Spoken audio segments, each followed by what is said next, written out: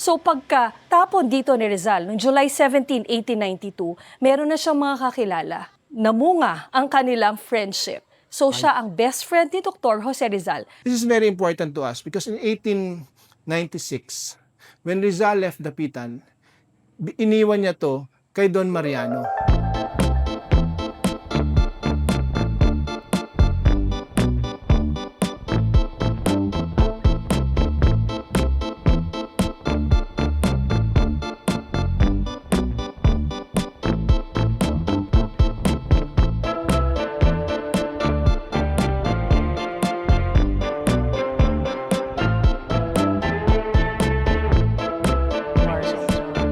You're always welcome in Balayhamoy Museum, and welcome to Balayhamoy Museum 1893 here in Dapitan City. So I will just give you a brief history of Balayhamoy.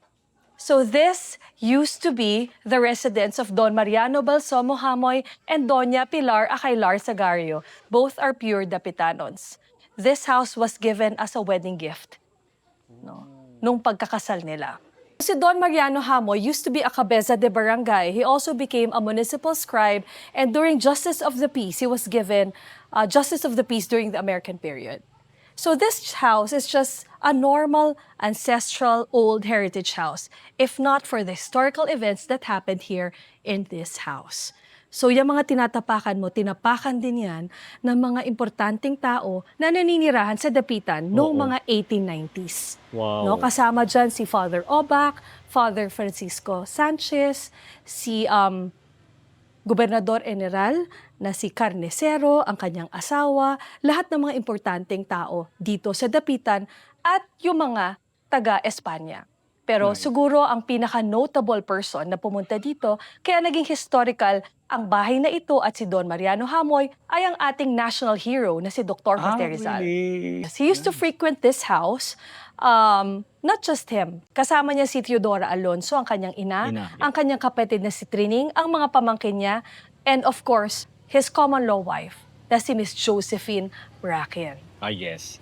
So si Don Mariano Hamoy, apart from being a pure Dapitanon, he also went to Ateneo Municipal de Manila together with our national hero, Dr. Jose Rizal, and his two other brothers, si Sixto at si Ubaldo. So pagkatapon dito ni Rizal, noong July 17, 1892, meron na siyang mga kakilala. At dito, namunga ang kanilang friendship. So siya ang best friend ni Dr. Jose Rizal dito sa Dapitan. Wow. Sila ang unang nagtayo ng first farmer association in the whole of Philippines, or siguro unang kooperatiba, no, yung Los Abacaleros de Dapitan. Sila rin ay naging business partners, so 50-50 sila sa abaca trading. So they buy the abaca here in Barangay Ilaya and sell it to Manila for a profit. According to Rizal, kumita sila dito. Hindi raw nalugi to. Kasi ibang mga negosyo niya dito nalugi. Except for the buying of abaca and selling of abaca. Si Dr. Jose Rizal, siya rin ang nagpaanak sa unang anak ni Don Mariano Hamoy at Doña Pilar na si Pablo. Makikita mo yun kung saan pinanganak ni Dr. Jose Rizal si Pablo sa taas. Wow. Diyan din sila madalas tumambay. So makikita mo yun. Very historical pala Very historical. Kaya kung mapapansin mo tong ating historical marker na nilagay mismo ng National Historical Commission of the Philippines noong Oktubre of last year, nakasulat dyan kung ano ang nangyari dito sa bahay na ito at kung bakit historical figure na si Don Mariano Balsomo Hamoy. Diba? So kaya ito ay naging bahay ni Don Mariano Balsomo Hamoy because Don Mariano became instrumental sa Pilipinas, sa buong Pilipinas, hindi lang dito sa Dapitan. Etong restoration ay nangyari noong 2020 hanggang 2022 during the pandemic. Kasi kami ay na-exile dito ng aking asawa kasama aking dalawang anak. So we both decided that it's about time to restore the house to its original glory and most especially to preserve the history and share it to the public. Alam ko rin na ikaw ay isa sa mga katulad namin na heritage advocate at naniniwala that preserving historical houses and the stories behind it ay napaka-importante. Oo naman. Kasi if we don't know our past, we cannot move forward to our future. Yes. So again, welcome to Balayhamoy Museum. I'll be introducing the fourth generation owner of Balayhamoy Museum. He is the great-grandson of Don Mariano Hamoy and Doña Pilar Acaylar Sagario. Brits Adasa Hamoy. Hello, Sir Brits. Welcome to Dapitan and welcome to Balayamoy. So, masaya kami na andito ka.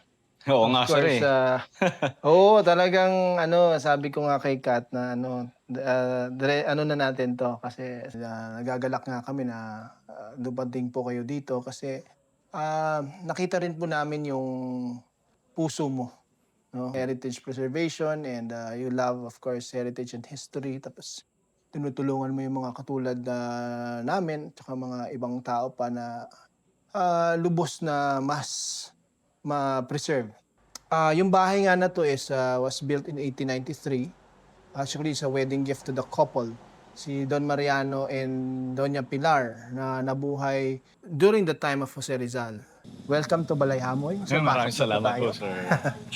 So dito po tayo. Yung bahay is original pa din. Nung restoration namin during the pandemic of 2020, na-lockdown kami dito, yung lahat ng mga nasira na wood, konti lang naman, Oo. because of the weather and time, pinalit namin the same wood na ginamit nila, which is, andito pa rin, mga native wood naman dito. Oo.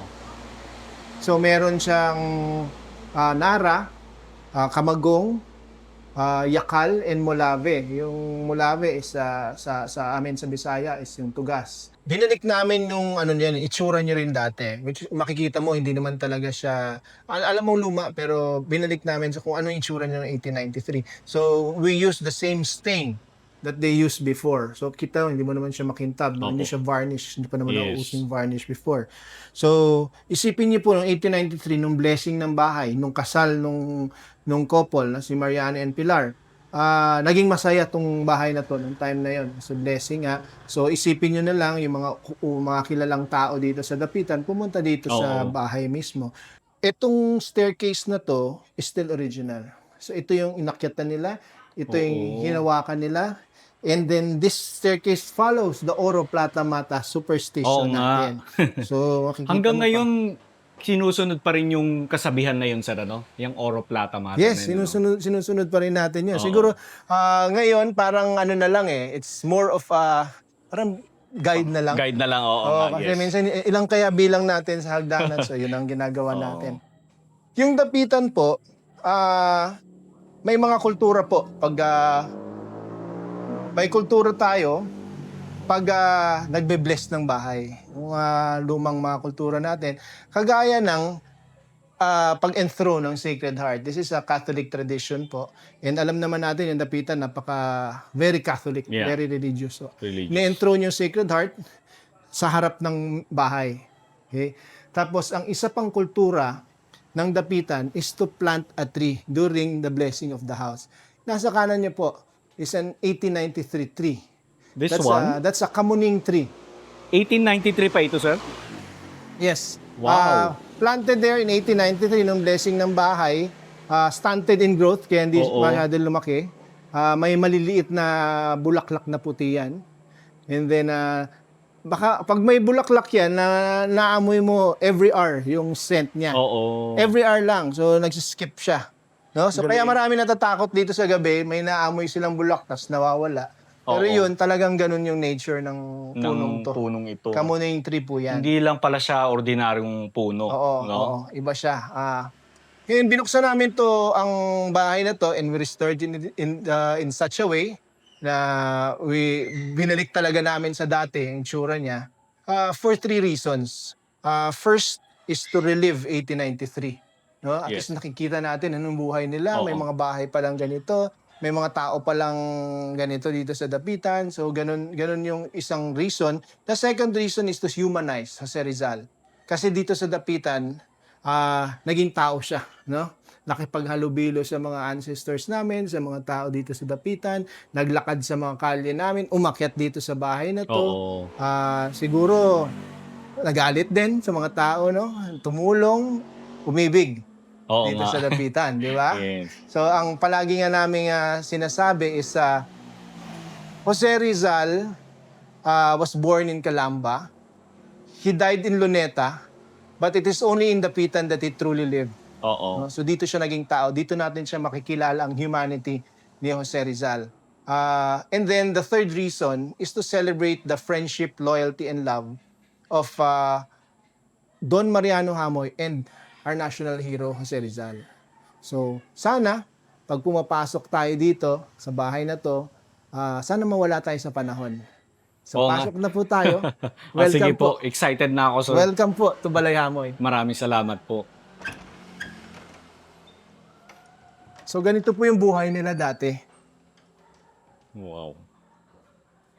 And the woods, the wood flanks.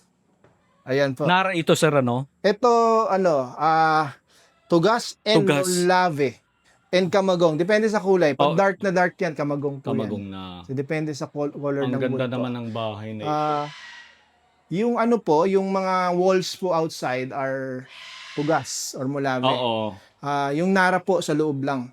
Kasi ang tugas po, maganda siya for weather time. Ganun. Kaya hindi Usually siya sa nasisira. labas. Oo. Oo, hindi talaga siya nasira. Yung pa rin yung itsura niya dati. Yung nakikita niyo po. Ito si Don Mariano Hamoy. Isang kabeza de barangay.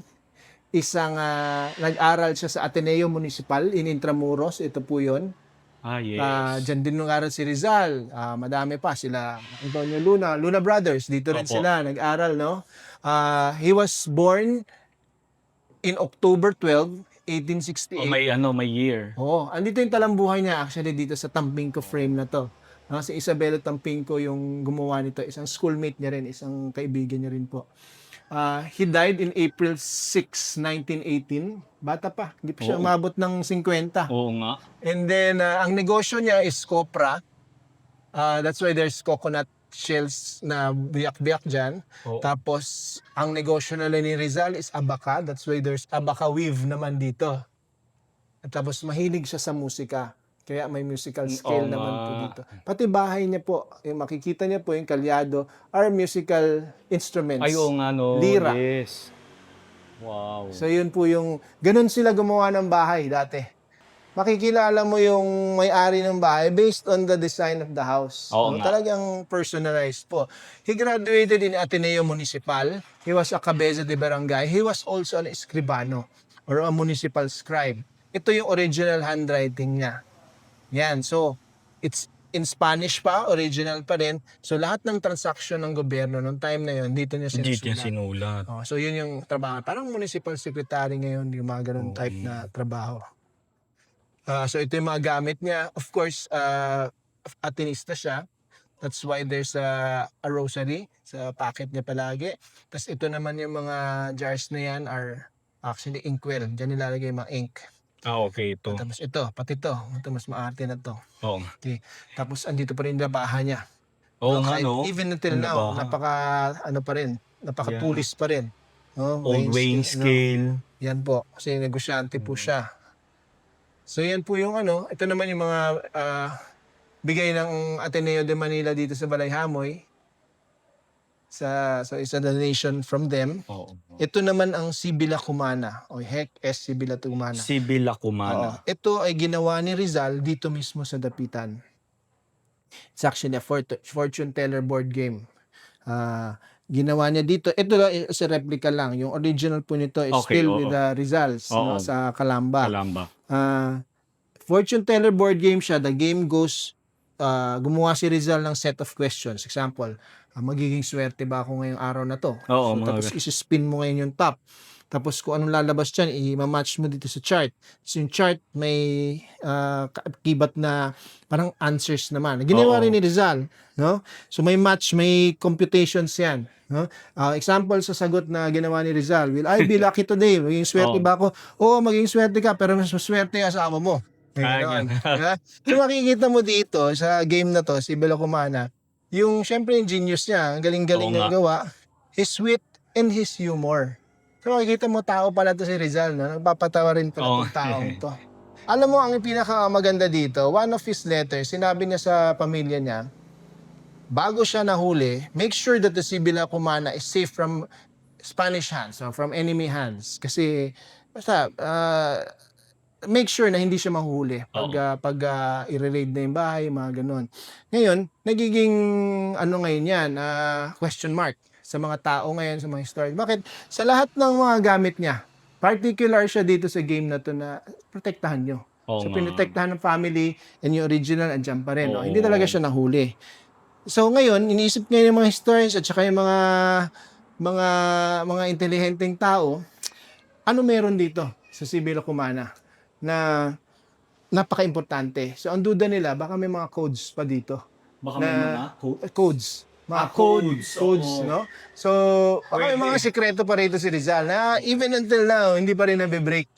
No? Baka meron siyang gusto pa i-share. Oo. So, ganun kagaling si Rizal.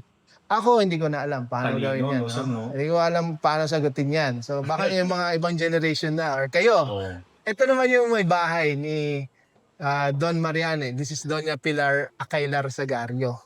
So, taga-Dapitan din. Taga-Dapitan. Both are born in October 12, pero siya 1874 naman, no? October 12 is actually the feast of Our Lady of the Pilar. So, silang dalawa yung nagsimula bale ng tradisyon namin na iikot yung Our Lady of the Pilar around Dapitan at least once a year. So, ito si Doña Pilar, ito naman yung mga gamit niya. This is an 1800s sewing machine. So, mas mahirap siya kasi may hawak ng damit tapos umiikot ka pang gano'n, no? Tapos later on, ito naman, yung American period na, ito, nakikita na talaga natin sa paa naman to. Ayan, singer na. This is Germany. Ito yung plancha nila, prinsa, yes. Oo, sinalagyan ng uling, ganun-ganun siya. Ito naman yung lamp. Tapos yung mga overnight bag niya. Yan. Tapos yung ito sa kusina ginagamit yung panglambot ng karne. Oo nga. Tapos ito naman yung pang-preserve namin ng mga ulam, no? Kasi wala namang refrigeration po dati. Tapos ito naman yung panggiling ng corn or rice, no? Iikot mo dito, ihuhulog mo lang dito yung rice and corn. So, lalabas lang dito, ganun. Durog na. No? Durog na. Makikita nyo rin po dito, lahat ng poste ng second floor are all original pa rin. So makikita natin to. This is yakal, na? Makikita mo pa rin yung makikita mo pa rin yung kwento ng ano nangyari dati.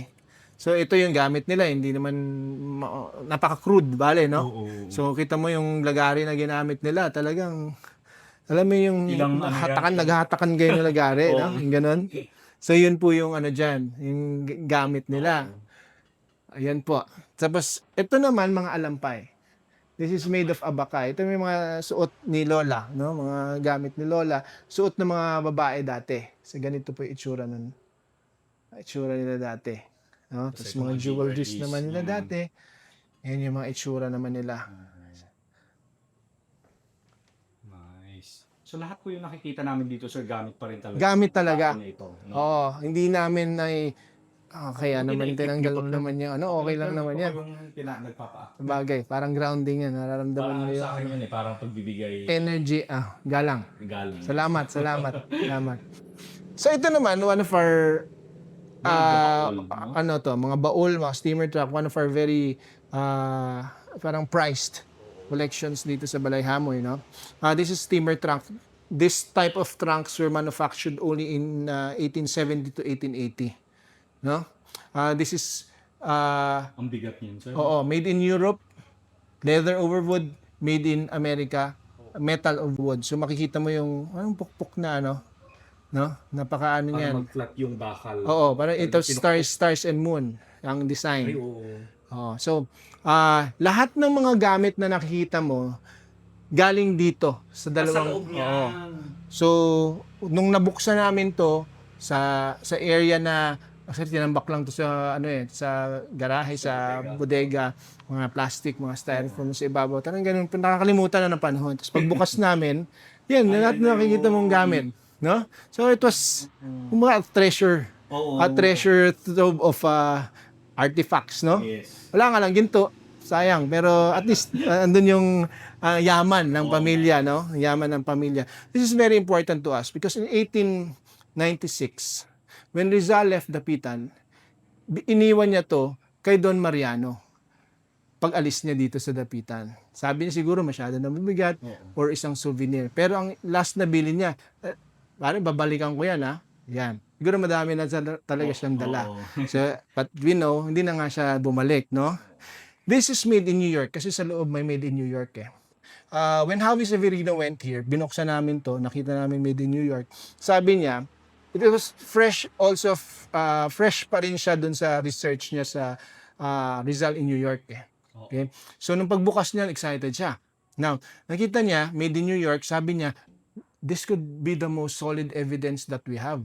That Rizal went to New York, bought something there, brought it to Europe, brought it back here in the Philippines, tapos ngayon, nasa Dapitan na, nasa Balay-Hamoy na.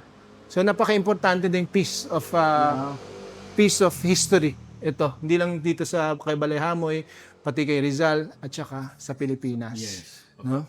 So, yan, napaka-prized, the prized artifact po namin yan. These are old copies of the Noli and Fili, but they're just copies. Noli Me Tangere, Mm-mm. El Filibus series. Oh, yes. Yan. Ito naman po, yung height difference ng dalawang magkaibigan. This is Don Mariano Hamoy. He was 5'6". Rizal was 5'3". 5'3". 5'3 and 1/3. Mga ganun ang height niya. Hindi man siya maliit. Maliit lang. Oh, pero hindi siya maliit na maliit, no? O, ayos lang naman siya. Pero nasa lang yata siya. yan, I don't know. Hindi ko po alam. 5'3". Siguro ganun po. Ayun po, mga height niya. 5'3 po, no? Yes. Ganun na. Hindi naman siya maliit na na kakaibang liit ba? Normal lang siya. Sa mga hat po niya, ito naman si as a cabeza de barangay, refurbished naman to. Sa hat niya, okay? So para lang siyang salakot na maarte, no? Nalagyan niya lang. Ito naman yung mga ganitong hats are yung mga paborito naman na hat ni Rizal, no? So hanggang kamatayan ganun yung suot niya. Ito naman, Sino siya? ito naman yung mga nagbebenta ng lottery tickets before. Ang lalako. Ticket. So mga bata lang yan na nagbebenta. And then yung mga itsura ng lottery tickets, syempre mga ganito yung itsura, no? Oh. And Rizal had money here to spend for land, for himself, no? Tapos yung mga schools, lahat ng projects na dito. Kasi nanalo siya ng loto. No? He won second prize together with his two friends. So divided by 3 yung second prize, which was 20,000 pesos. So mga 6,200 sila, no, each. So gaano kalaki ang perang 6,200 before? Malaki na 'yon. Kasi yung Talisay property niya dito sa Dapitan, yung binili ng bahay at saka property that's a 16-hectare property. He bought it only for 18 pesos. O di parang parang hindi nagalaw yung pera niya, di ba? So ganoon, marami siyang binili naman dito na properties in Dapitan. Okay. Ito naman yung first. Ang bahay na to, luma lang to, lumang bahay, pero naging historical because of Jose Rizal. Yes. No? In 1894, the firstborn of Mariano and Pilar, yung may-ari ng bahay na to, was born, and the one who delivered the baby Pablo is Jose Rizal himself. So yan yung first episode na naging historic yung bahay na to. Because Rizal went here, delivered baby Pablo. Yung second episode naman is also in 1894, July 4, Jose Rizal and Mariano became business partners in the abaca trade. In one of his letters, sabi ni Rizal, I gave 1,000 pesos to Mariano as my share in the business of 50-50. Ano yung mga pera dati? Ito, these are the same coins that we're using.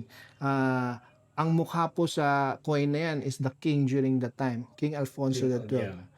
So, ganun yung mga pera nila. So, isipin natin gaano kadaming ang 1,000 pesos, no? So, yan po. Yan po yung itsura ng abaca. They buy it dito sa malapit lang na area dito. Ngayon, Barangay Ilaya na ngayon siya. And then, they put it here dito sa baba. Dito nila tinatambak lahat ng mga abaca. Tapos, ibibenta nila sa Maynila, papadala nila. Pero ganito. Very raw naman yung nila. Fibers niya, tapos Manila na. Parang trading lang po. Trading lang po. And then, dito sa bahay na to, madalas si Rizal.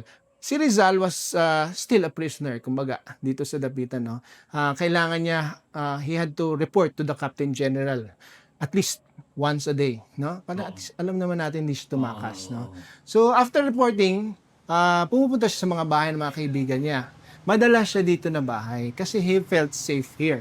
No? Kasi unang-una kasama siya sa Ateneo, and then Jesuit trained din siya, no? And then kabesa de barangay din siya. Alam naman natin sa Maynila, lahat ng mga ka-meeting niya doon, they're either arrested, captured, no?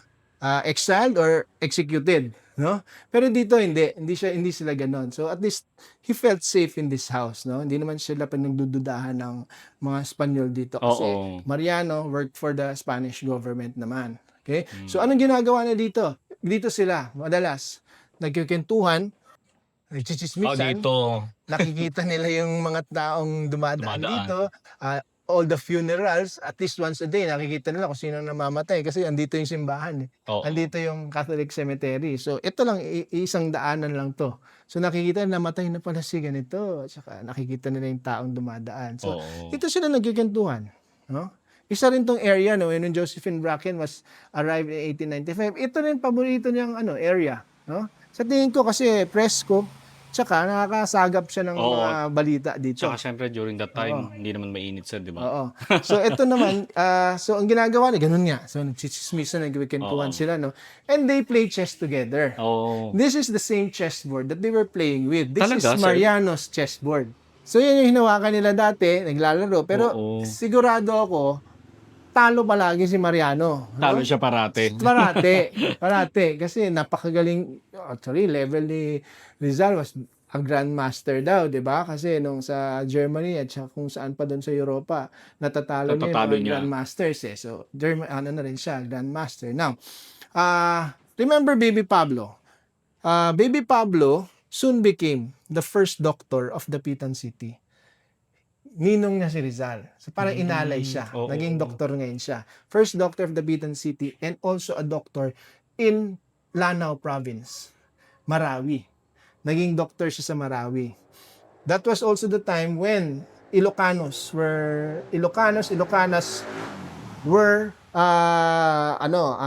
parang lumilipat sila dito. Oo. Dito We're sa greener. Dapitan. In Marawi. In Marawi. Okay, Marawi. okay. So, doon yung nakilala yung lola ko naman.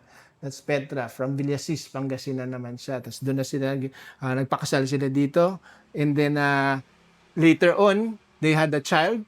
Mariano the second naman. This is my dad. No? Ang napangasawa niya is also a Dapitanon.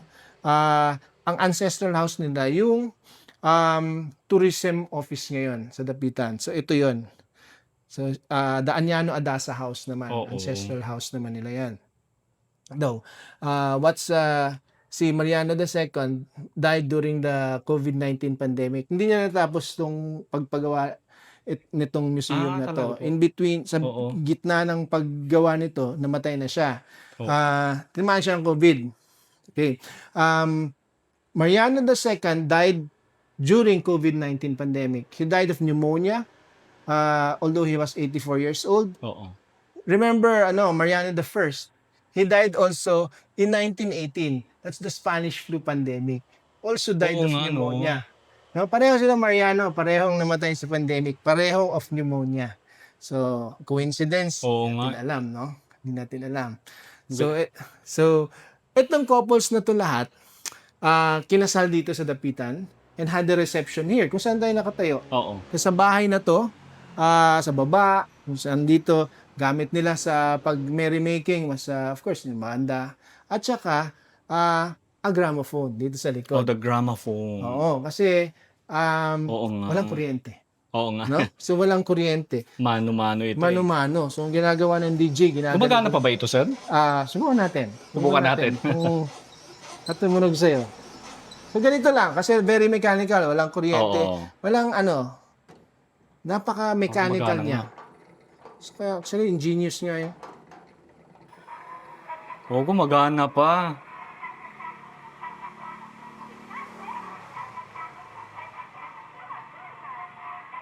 Grabe talaga nung panahon nila, no, sir, no?